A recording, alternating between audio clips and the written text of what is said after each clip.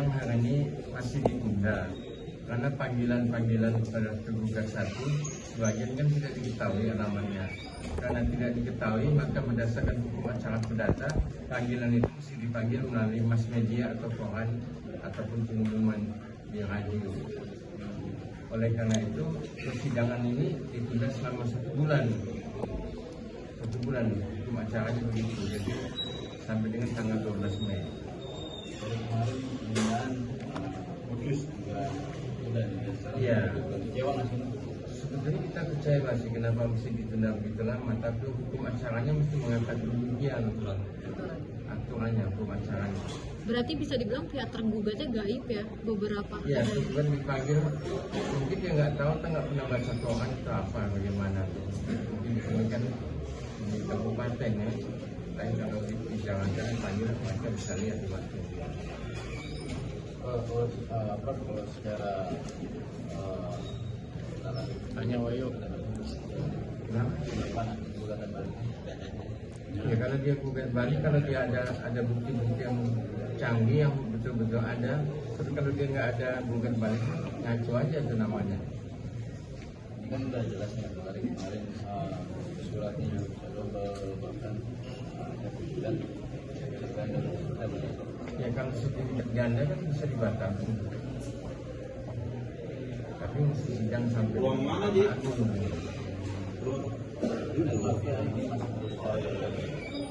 Soalnya setahu saya di Cibinong ini waktu kami lalu saya pernah bertemu ke pengadilan di Cibinong ini masalah tanah itu khusus sekali, banyak penguasaan tumpang tindih tanahnya ataupun sertifikatnya. Memang begitu di sini.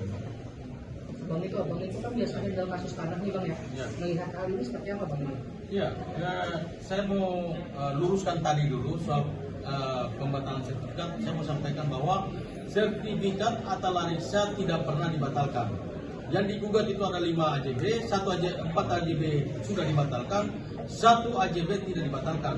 Namun yang dieksekusi adalah 1 AJB plus 4 sertifikat yang tidak pernah dibatalkan sama sekali oleh pengadilan negeri. Jangankan dibatalkan, sidang saja tidak pernah. Nah inilah yang menjadi keberatan kami, makanya kami ajukan gugatan terhadap pengadilan, eksekusi pengadilan yang sudah semena-mena. Ini menabrak hukum. Baru pernah terjadi di Indonesia, ada sertifikat yang tidak pernah dibatalkan, tapi dieksekusi. Ini baru pernah terjadi di Indonesia dan di pengadilan negeri Cibinong ini.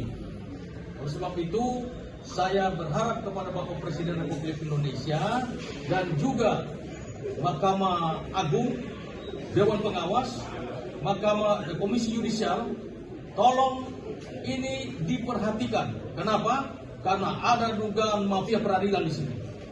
Status rumahnya sendiri sudah diberikan terakhir itu.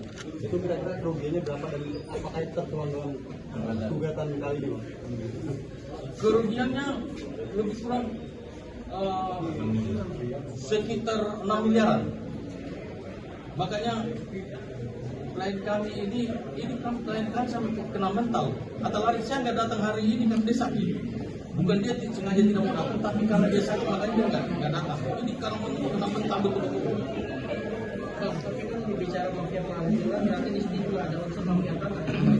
Karena kan kita tahu lah ya di Indonesia ini banyak juga mafia tanah yang bermain dalam kasus itu tadi. Betul sekali, Mbak. Selain mafia peradilan, juga ada mafia tanah. Yang terjadi adalah di sini betul-betul undang-undang, dibilang undang-undang ya, ujung-ujungnya duit. Jadi ada dugaan mafia tanah berkoordinasi dengan mafia peradilan. Maka ini sangat aneh bin ajaib. Jangankan sertifikat yang dibatalkan, ini hak pengelolaan saja. Ya namanya hak pengelolaan, cuma punya hak mengelola, bukan hak memiliki. Tetapi bisa mengalahkan AJB, itu di luar logika manusia. Dan baru pernah terjadi di pengadilan ini. Mungkin dari BPN sendiri sudah memproses seperti apa Bang itu? Kalau BPN, kita juga dia turut tergugat BPN karena ini produknya dia. Tapi BPN selalu tidak hadir di dalam persidangan. Selalu tidak hadir ya Bang. Bang, langkah selanjutnya akan menggugat atau mengajukan ini ke KAI betul bang? Pasti kami akan ajukan ke KAI, Komisi Yudisial, termasuk Dewan Pengawas Hakim.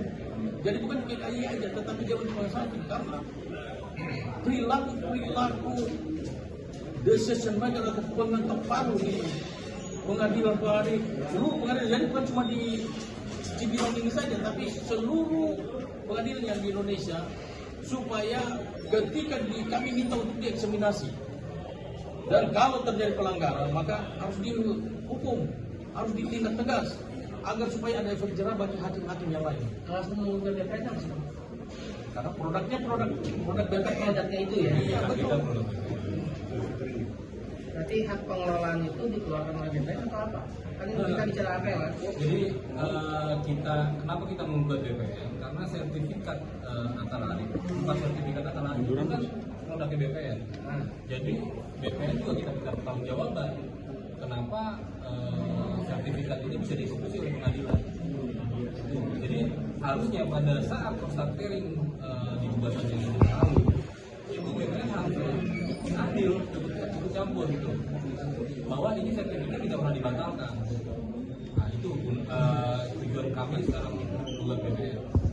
Untuk KAI-nya sendiri akan didatangi dalam waktu dekat kan bang? Ya surat sudah selesai, tinggal kita finishing lagi.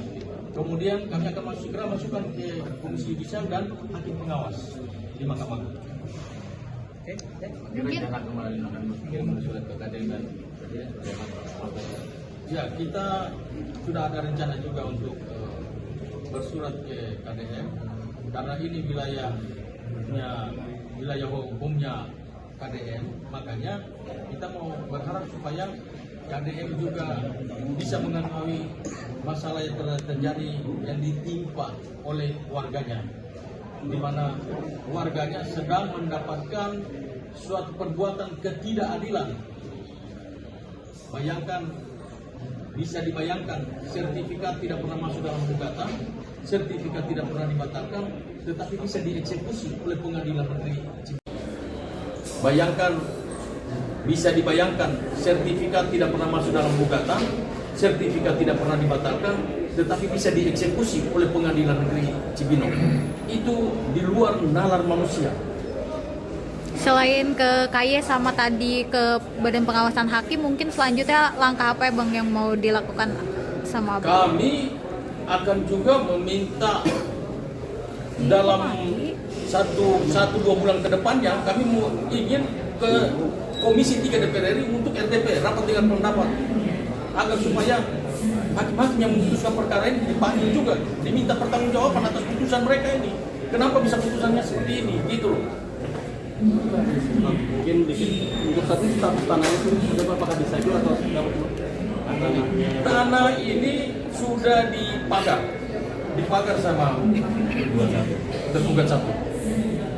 Ya bersama-sama dengan pengadilan injunksi saya datang pada saat itu.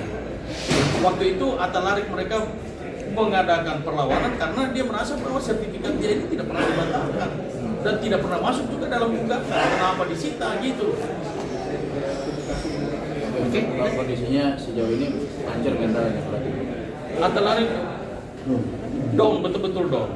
Jadi sampai ke psikolognya, mentalnya, akhirnya sakit-sakitan. Makanya ketika menghadapi media itu sebetulnya dia nggak kuat untuk bicara, tetapi dia paksa untuk berbicara.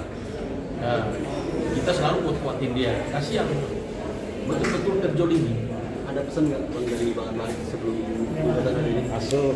Bang Atalarik cuma dia berdoa, dia dukung dalam doa, dia salam hormat buat rekan-rekan media. Dia berharap untuk rekan-rekan media kawal perkara ini sampai selesai agar supaya masyarakat Indonesia, saya juga berterima kasih kepada rekan-rekan wartawan. Kenapa? Rekan-rekan wartawan ini punya fungsi kontrol yang sangat luar biasa, sehingga mafia-mafia peradilan maupun mafia-mafia tanah ini mereka tidak punya ruang. Paling tidak dia tidak punya ruang untuk bermain mata di sini. Saya kira itu. Oke.